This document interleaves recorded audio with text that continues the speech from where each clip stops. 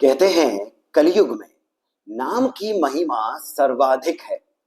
यानी कि आप अपने इष्ट का केवल नाम ही स्मरण करते रहें सदैव, तो आपको अपने सभी अभिष्ट जो हैं वे प्राप्त हो जाएंगे और आपको मोक्ष की भी अंत में प्राप्ति हो ही जाएगी। परंतु प्रश्न यह आता है कि कितने सारे ऐसे व्यक्ति हैं जो ऐसा करते हैं, तो क्या उनके सभी पाप नष्ट हो गए हैं? तो क्या उनके सभी कष्ट हर लिए गए हैं? तो यहां पर इसका समाधान जो हमारे संतों ने, ऋषि मुनियों ने किया है वो ये कि जिस नाम का हम स्मरण करते रहते हैं वो नाम नहीं है, वो केवल नाम का आभास है। क्योंकि जब हम नाम को समझेंगे तब हमें उसके तत्व को भी समझना पड़ेगा। केवल तोते की तरह रटते हुए नाम से हमारा लाभ नहीं होना है।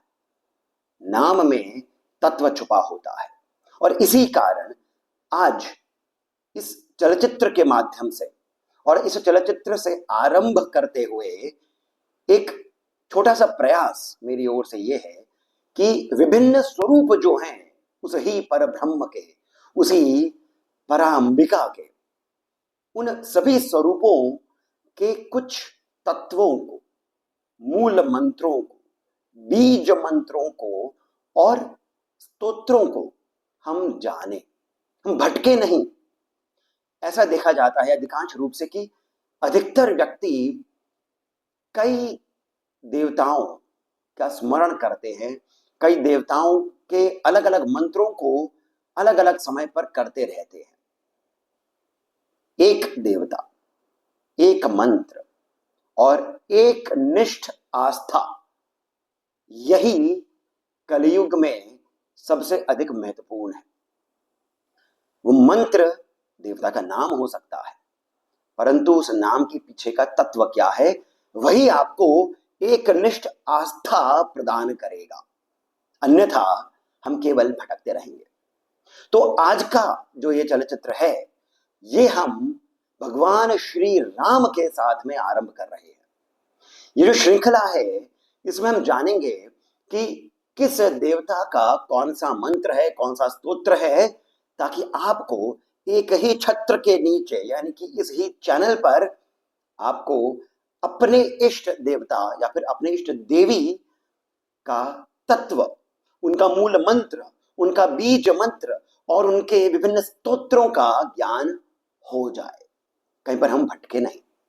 तो आइए आरंभ करते हैं एक अनूठा प्रयास। आप सभी का सहयोग अपेक्षित है, तो इसी कारण मैं अभी से ही आप सभी से विनती कर रहा हूं, इस चलचित्र को आप लाइक कर ही लीजिए, चैनल को सब्सक्राइब यदि अभी तक नहीं किया है तो वो भी कर लीजिए।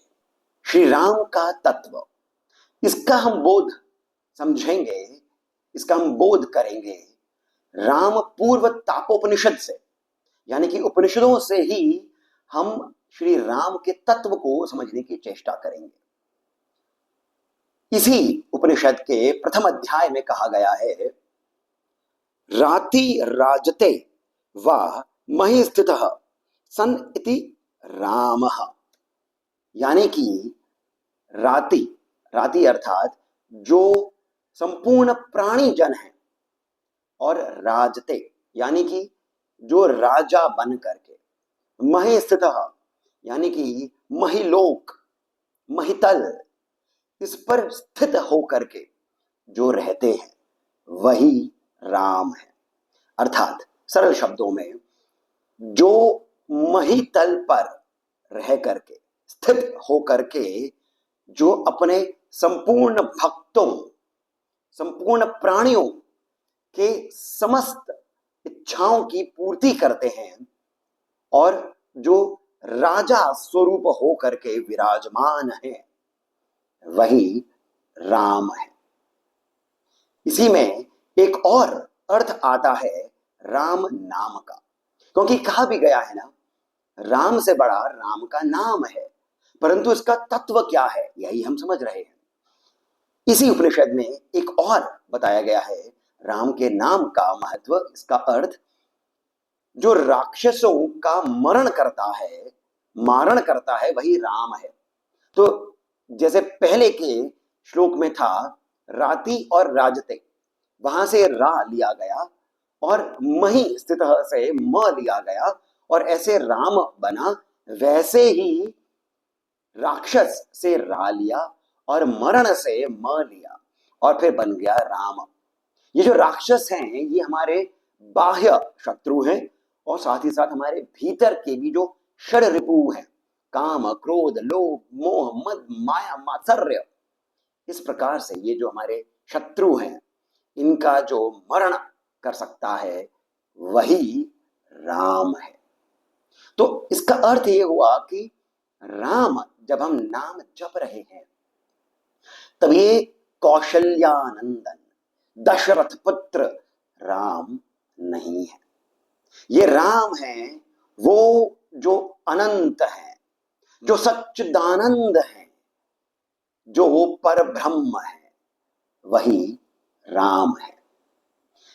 आगे ये भी कहा गया है कि ये जो अर्थ बताए गए हैं राम के, ये अपनी अपनी जगह पर ठीक हैं, परंतु यथार्थ रूप से सत्य में यदि हमें उस अद्वैत राम को समझना है तो वो हम इस अर्थ से समझ सकते हैं, जिस ब्रह्म में योगी जन रमण करते हैं, जिस तत्व में, जिस सच्चिदानंद घन स्वरूप में योगी जन रमण करते हैं, बोध पहले उसका करते हैं फिर उस ही में रमण करते हैं, वो राम है।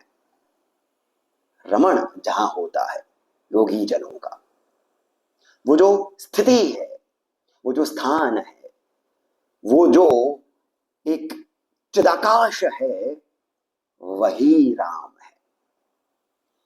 अब हम थोड़ा और गहराई में उतरते हैं। राम का जो बीज मंत्र है वो भी राम ही है, परंतु इस राम में क्या क्या अर्थ छुपे हैं। राम में 4 अक्षर आते हैं, र आ अ और म। र जो है वो राम वाचक ही है, आ ब्रह्मा है, अ विष्णु है और म महेश है। और ये तीनों ही अर्थात ब्रह्मा विष्णु महेश अपनी अपनी शक्ति के साथ में स्थित हैं, और जब ये सभी मिलते हैं यही राम होते हैं। इसका एक और भी अधिक गहरा अर्थ आता है कि ये जो राम बीज है ये अग्निशोमात्मक है। अग्निशोमात्मक का अर्थ क्या हो गया, इस ही में अग्नि है, वो जो तेजोमय अग्नि है वो भी इसमें है, और सोम, और इन दोनों का जो एकात्म रूप है वही राम है। तो जो अग्नि है और जो सोम है, जब ये दोनों मिलते हैं तब तात्विक रूप से ही ब्रह्मांड की उत्पत्ति होती है। यानी कि ये जो रा है ये अग्नि है और म जो है ये चंद्रमा है, और जो ये चंद्रमा है यही भगवती सीता है, क्योंकि ये जो चंद्रमा है ये शीतलता लिए हुए है। यही सोम है, यही शिव और शक्ति है। शिव अग्नि है, शक्ति सोम है। जब ये अग्नि और सोम हवन कुंड में आते हैं तभी उत्पत्ति होती है चराचर जगत की, ब्रह्मांड की। तो जो ये नाम आता है राम, और जो इसका बीज भी राम ही है, इसमें ही सिया और राम दोनों ही आ जाते हैं। शक्ति और शिव इस ही में आ जाते हैं। जिस प्रकार से चंद्रमा और चंद्रमा की चंद्रिका है, उसी प्रकार से इस बीज में ही राम है और सीता है। इसी राम में ही शिव है और शक्ति है, विष्णु है और लक्ष्मी है, ब्रह्मा है और सरस्वती है। ये जो म आता है ये अणुष्णपु है, अर्थात अन का अर्थ हो गया नहीं और उष्ण का अर्थ हो गया गर्माहट, यानी जिसमें गर्माहट नहीं है, अर्थात जहां पर शीतलता है। राम नाम में ही सीता भी विराजमान है। अब मूल मंत्र पर चलते हैं। भगवान श्री राम का मूल मंत्र है राम रामाय नमः। तो जब आपको राम नाम नहीं जपना है परंतु आपको मंत्र चाहिए, तो मूल मंत्र भगवान श्री राम का है राम रामाय नमः।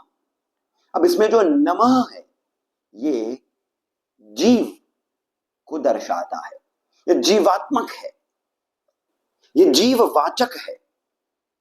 जो राम शब्द आता है ये आत्मा है, और जो ये रामाय है जिसमें राम और आय आता है, ये जीव और आत्मा की एकात्मा को दर्शाता है, इनकी एकता को दर्शाता है।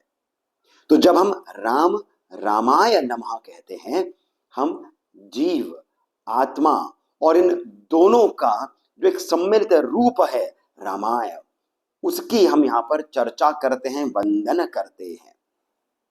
यानी कि ये जो राम रामाय नमः है ये आपको आप ही से मिलाता है, ये आपको ब्रह्म स्वरूप बताते हुए आपको आप ही की चेतना के साथ में मिलाता है। अब हम बात करते हैं स्तोत्रों की। तो 3 स्तोत्र में यहां पर मैं आपको बता रहा हूं जो बहुत ही सुंदर है। इनका फल उतना ही सुंदर है जितना कि राम नाम है। एक आता है जो प्रचलित है राम रक्षा स्तोत्र। ये राम रक्षा स्तोत्र जो है ये उस ही प्रकार से कार्य करता है जिस प्रकार से जो भगवती का देवी कवच है, जितना शक्तिशाली वो है उतना ही शक्तिशाली राम रक्षा स्तोत्र है। यदि आपके जीवन में कठिनाई आ रही है, धन की समस्या आ रही है, शत्रुओं का भय हो रहा है, आपके पारिवारिक संबंध जो हैं रहे हैं, आपको जीवन में कोई राह नहीं मिल रही है, राम रक्षा स्तोत्र का पाठ करिए। इसका स्तोत्र, ये जो स्तोत्र है ये थोड़ा लंबा है परंतु बहुत शक्तिशाली है। तन्मयता के साथ जो मैंने अभी राम का अर्थ बताया है, वो जो अद्वैत राम है, वो जो सीता सहित विराजमान राम है, वो जो राजा राम है, उनका ध्यान करिए और फिर राम रक्षा स्तोत्र का पाठ करिए प्रतिदिन। देखिए आपके जीवन में चमत्कारिक रूप से एक अंतर आएगा, आपका उत्थान होगा, ना केवल भौतिक रूप से परंतु आध्यात्मिक उन्नति भी आपकी होगी।